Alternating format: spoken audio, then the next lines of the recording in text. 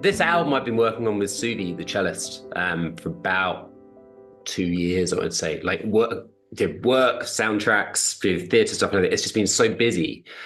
And I was commissioned to write a concerto about 3 years ago, in Lorient in France. And so it's like 5,000 people at the premiere. It was all cool. And it just reminded me of, like, when you get so caught up in doing soundtracks and working for other people, it's sort of like, oh yeah, that's why I got into it, because it's fun. And every single part of soundtrack's fun anyway, but like there's something about writing concert music, which is just great. Anyway, long story short, the drummer on that introduced me to Suvi, the cellist. She was just popping over to LA. We got on really well. And I said, well, look, I'm just actually about to start writing these etudes. I might write them for cello as well, just because your technique gets quite bad when you're just playing synthesizers the whole time. So brilliant, did a couple, did a few more, did a few more, did a few more. And it was something for the soul, it was something I really wanted to do. So many people asked for piano music. So I did that. And then say like piano and cello. And then she knew a bunch of dancers and she was just playing to them. And they said, oh my goodness, we would love to perform that. This is related to Blue Dog.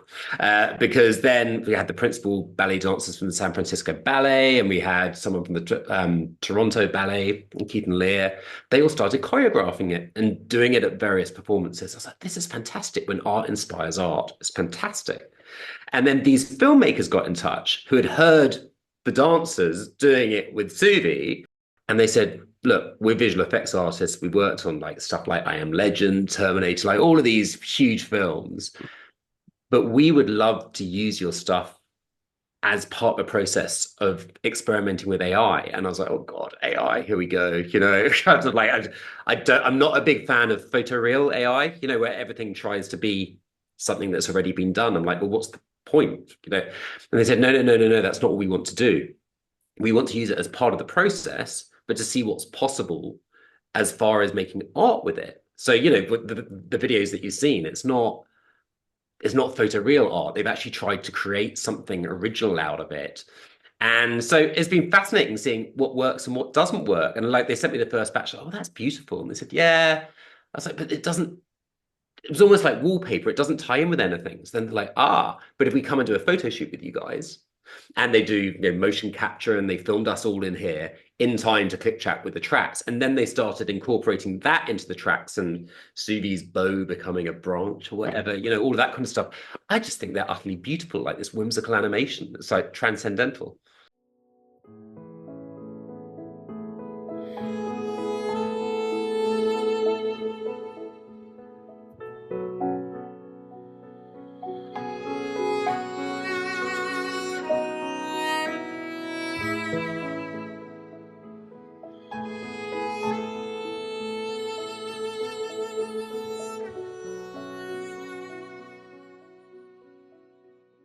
When you look at your career and what you've done and what you've accomplished, what are some of the touchstones that you can recall?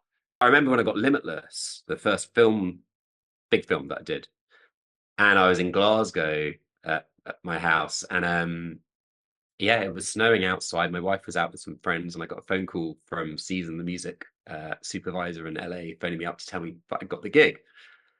And then about 20 minutes later, my wife comes back with a present. I've run out. And I was like, barefoot in the snow. I got the gig. I got the gig.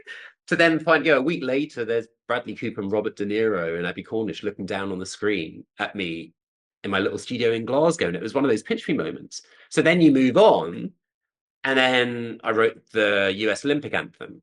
So I was then flown off to Colorado Springs to do the premiere for that. And I flew out my engineer, and John Williams had done the last one. So I'm there kind of going like, well, this is a little surreal, isn't it? And I'm playing at the concert hall to premiere it in front of all these people. And they had all these gold medal winners and the heads of ABC and the networks, all the sponsors. I was like to John, the guy from the US Olympic Committee, I was like, oh, so what else is going on? He was like, nothing. You are. And of course, you don't really, I think that's when it's fun, because it's like you're writing this stuff, you don't kind of quite realize. Whereas when you're working on $200 million films, it becomes a little bit more pressure then, because you realize all of the intricacies that are involved with the business side. Kind of like, oh yeah, they got a lot riding on this film, and yeah, I've got a massive orchestra coming in for a week. It adds a certain pressure. Whereas if you don't necessarily know what you're doing. So going to meet Philip Glass for the first time at his place in New York, flying over there because we might be collaborating, and he's making me a cup of tea in his basement, and he's telling me how much he loves my melodies. And I'm going like, oh, come on. Totally British. It's like, oh, fuck off, Philip. And and he said, no, no, no, seriously. He said, your melodies are up there with some of the best of them. And I've told this story before, but it was like a dot, dot, dot. I was like, right. You can tell he wants to say something. He's like, yeah, your harmonies need work. Why do you do this? And in the space of 5 minutes, you have this slightly surreal out of body experience. Of kind of like, well, here's Philip Glass, one of the all time great composers, who's also just an incredibly humble and lovely person, who's been on YouTube listening to my stuff and has then internally analyzed it and is now talking about my harmonies. And now we're going up to his studio upstairs and his on the first floor, where he's then taking my melody. He's like, is this the melody? Yeah. You did this. Why didn't you do this? And he suddenly takes it a different direction. And I'm kind of like, well, because I'm not Philip Glass. This is because it's me. And you suddenly, again, it's like one of those moments of every composer. It's not that one is better than the other. We're all just different. And sometimes people react again in a visceral way to it. That's what art is. If you can make someone feel something, good or bad, then it's job done. If your music doesn't make people feel anything, that's when I kind of think it's like, well, might as well be wallpaper just sticking up there or paint the wall white. There's nothing, you're not trying to be Stravinsky with his writer's spring. You're not trying to create a feeling of kind of, right, I'm going to take the government down with this, or I'm going to try and do this. But what you are trying to do is provoke some sort of reaction from people. And provoking reaction sounds violent. It doesn't have to be violent. As I say, it can be, as you've said about my etudes, it can be this peaceful inner thing where it's just escapism. And that's also a wonderful thing, as long as you make people feel something.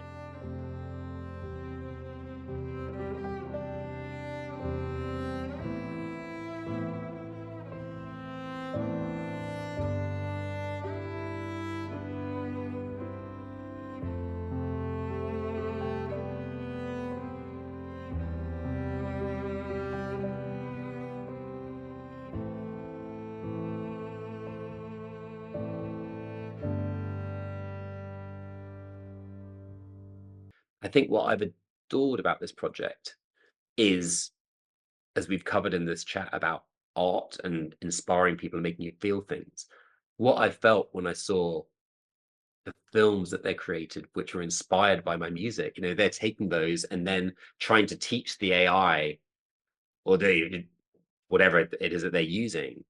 AI doesn't feel music, so they're trying to teach it about, right, well, this is a crescendo.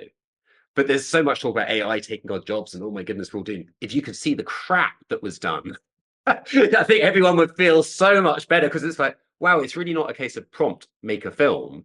It's taken, and so people's comments as we've been releasing these tidbits on Instagram and so on, saying here's a 30-second part of the full film, and then we release the film when the single comes out. So many people's comments gone like, oh, why didn't you get to filmmakers to do it? It's like, you don't understand. These guys have over 50 years experience, and for them to do it, and it's utterly beautiful and so on. And I love the whimsical animation, but people seems to have this feeling that AI is so simple, and to do it well, it's not. It's easier just to go out and shoot a film. The amount of time that they've spent on this, it would have been so much easier just to go out and do it, which fills me with confidence again that it's about humanity creating stuff rather than computers creating stuff. We can teach computers as much as we like, and who knows in 10, 20, 30 years time. But the way they are at the moment, it's super helpful, almost like a robot doing something. It's super helpful if you can, I don't know, have something, I don't know, make a program to do stems in film where you have to record certain things. Yeah. Very laborious, it's very boring. If you could have something to do that, great. But it's part of the process. It's not taking the jobs, as I say, and seeing how this art has been inspired by art, which has been inspired by art, which is fundamentally inspired by my music. It was fascinating. It was training. The point of Etudes, it was training dancers. It was training AI, but it took the humans to train it in the first place. I was like, yeah, it's wonderful where music leads you to. Etude number 10 Mm-hmm. about the ocean starts with the turtle, but then the turtle transforms into fish, which transforms into coral, which transforms into jellyfish. And it just made me think about the interconnectedness of things in life. Right. I absolutely agree. I love that it's had that effect on you because I think that art becomes art, as opposed to when you do, let's say, a soundtrack or you do something for a director or you do something for theatre or something that's inspiring you. Suddenly I'm writing this stuff and it's inspiring other people. And the fact that dancers just seem to have been enamored with it. They're all over now. They're all going like, "Oh, hey, can I choreograph it? Hey, can I do that?" It's like, "Oh, of course you can. Yeah, it's beautiful to see that." But the fact that it's inspired the filmmakers, and they said, I don't know why, but it really makes me think of nature. They said, I have no idea why. So in dancers' heads, they can picture dance. In the filmmakers' minds, it's all about nature, and they're big mountain bike cyclists, two of the three of them. And so they went out and took all original photography in the mountains and this and that. And one of the shots was this guy's flip flop in the sand. I think it was the first one. And that flip flop, by use of AI, then becomes a mouse. It was absolutely so he said, look, we wanted to train it all on original stuff, not on stealing other people's stuff. They said that's the whole point of this. We're trying to use it ethically and find out how to use it. And the fact that by the time I found the process quite interesting, because the third one, the one on the fish, it's a very different style from the other two, but it's beautiful the way it just transforms.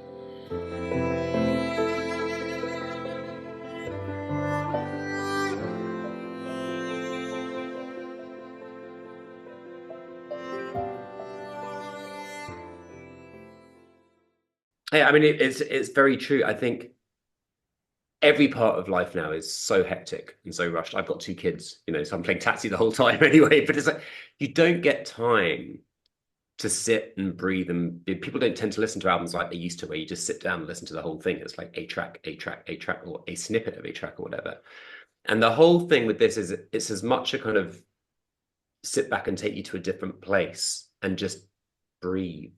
And what you're saying about the wars, um, I'd written a track with Philip Glass about 3 years ago, I want to say maybe 4 years ago, um, for a series called Tales from the Loop. And one of the pieces on that, when the Ukraine war started, there was a really young boy who was filmed playing our piece in the middle of a hotel as the bombs were raining down over this hotel. And it went viral. And neither Philip nor myself kind of really spoke about it because it's not like a PR thing. It was just utterly horrific, but utterly beautiful in the sense that here's this person taking solace in this music, which somehow gets through every other bit of shit. And here's this person playing our piece. And a year and a half later, the Washington Post, who had the first ones to report it, then said, "Oh well, actually, this hotel is now smashed, and the piano is now smashed and being bombed and everything else."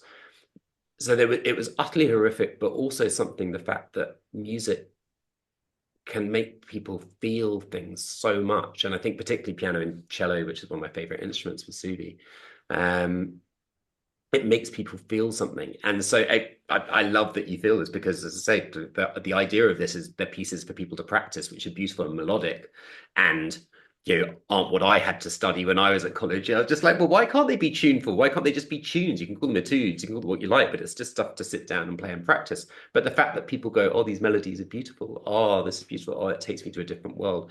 It's just, yeah, relaxation in a world which is utter carnage at the moment.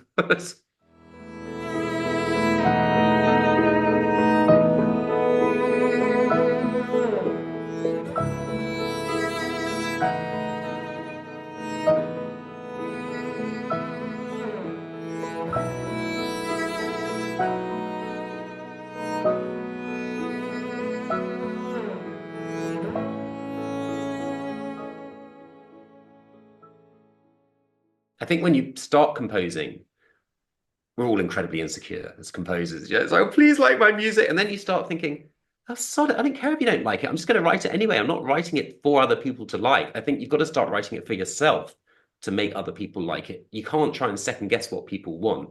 Otherwise, you're going to be A, behind the curve, and B, you're probably going to end up sounding like someone else. You need to find your inner self. And when Errol came along and said, I just absolutely adore your music. Will you come and collaborate with me? And I'm like, you've worked with Danny Elfman and Philip Glass, who's the only two composers. So, sure, and also he's Oscar-winning, fantastic director.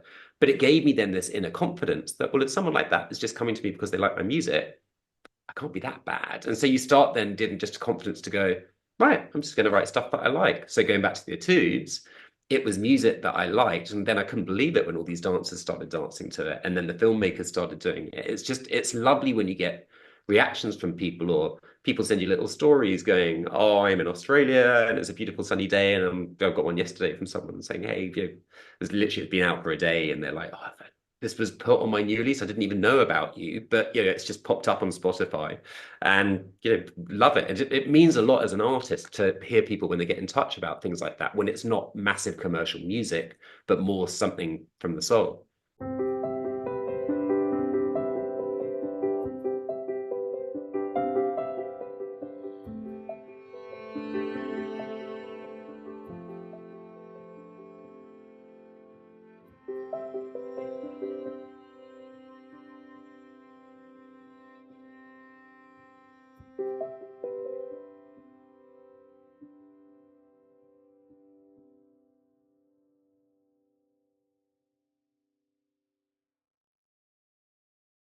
As an artist, you're never 100% happy with what you've done.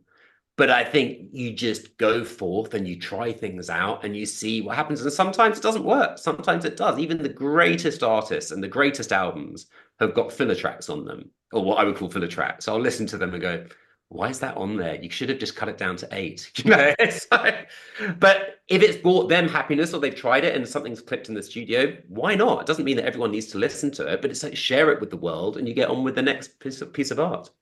Well, it's interesting you say that because I remember hearing John Cleese, from Monty Python, I'm and he aware of was that. talking about true artists really question their ability. Like people that are lesser talented, they don't. They accept it. This is great.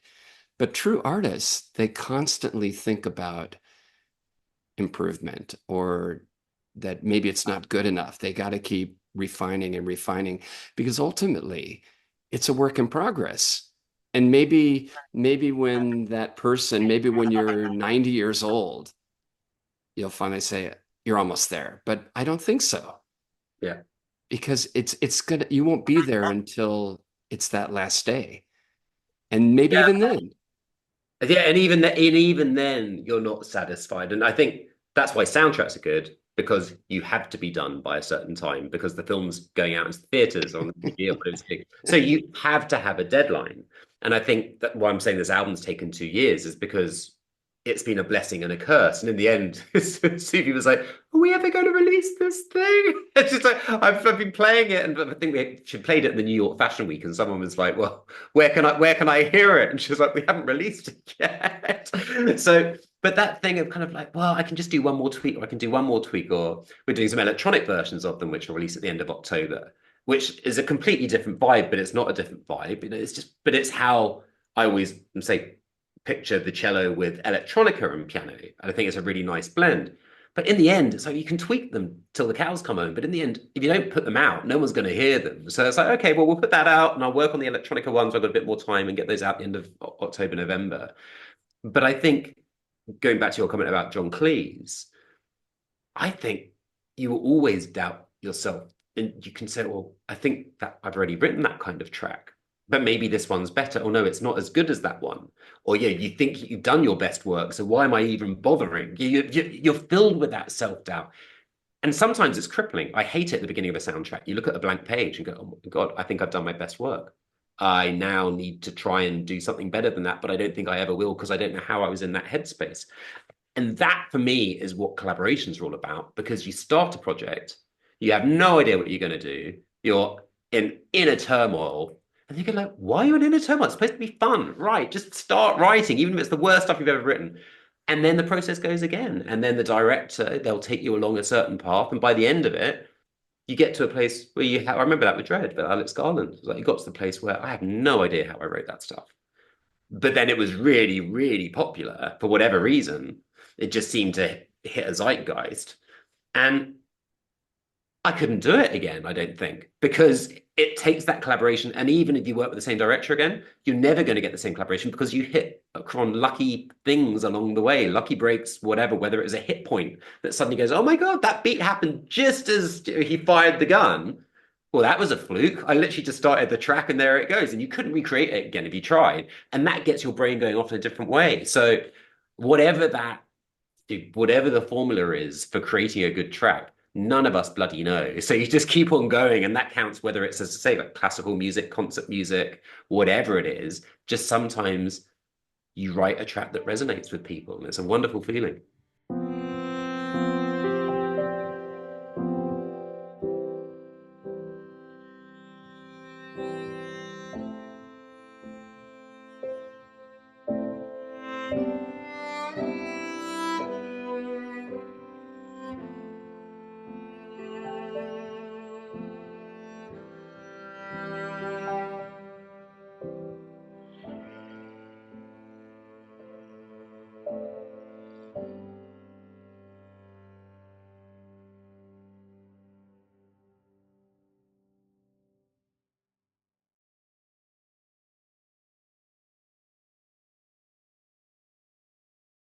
Just imagine you in studio with Suvi and your eyes are closed and you're just in the pocket and the music is just going through you and around you. And We were practicing yesterday for the first time.